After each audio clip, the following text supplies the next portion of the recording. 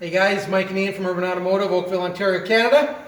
Yesterday we started our video on our Smart Car 2-inch extension lift kit, and got a lot of feedback from people saying it's too dark, couldn't see the parts. What are you guys doing? How do you do it? So today we figured since we're continuing on with the rear, we'd show you how far we've gotten in the rear, what's involved, and re-show you what exactly we did here in the front. So Ian, you want to show everybody? Yeah, it was nighttime when we were working on it, so it was a little dark, I think, for cameras. But in the front suspension, to lower the suspension, in this area here where the suspension bolts to the frame of the car, there are shims or sleeves that get put in with longer bolts to lower the suspension underneath.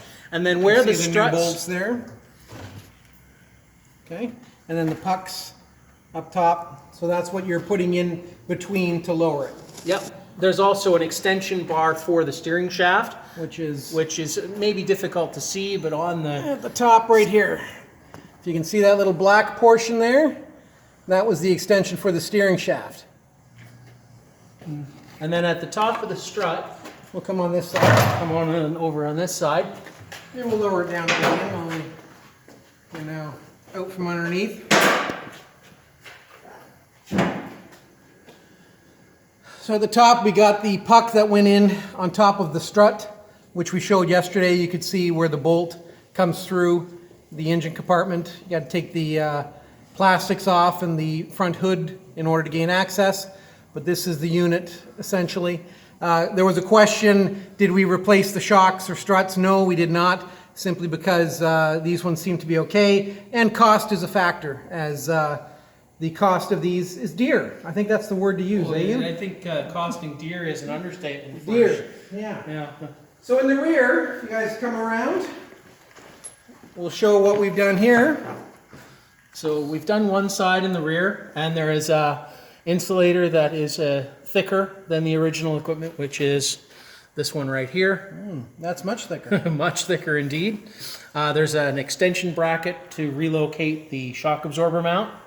And then again, a sleeve shim to lower the rear end suspension so that all the angles for the alignment get kept in the same area and still adjustable to the proper specifications. So for the shock, we did have to do a drill through.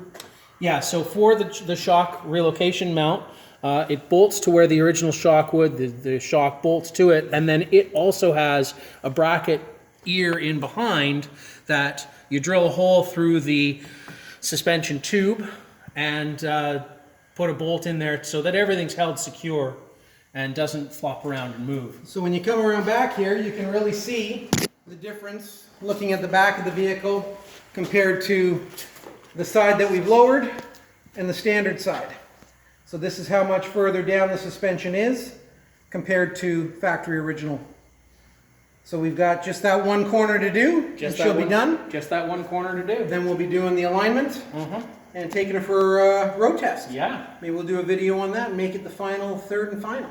Sounds like a plan. And hopefully we don't show the vehicle rolling. I don't think with 2 inches you'll have an issue with that. Because there is a sticker that comes with the kit that you've got to put on the sun visor. There is. That says this is a high risk now rolling vehicle because of the height. So well, changing the ride height of a vehicle does change the center of gravity. So certainly driving aggressively can be an issue in a small vehicle with a narrow wheel track. And who drives a smart car aggressively? I don't know, Mike. We love it. We love it. And what are we saying here at Urban Automotive? Of course, we always do things safety first. Thanks for watching, guys.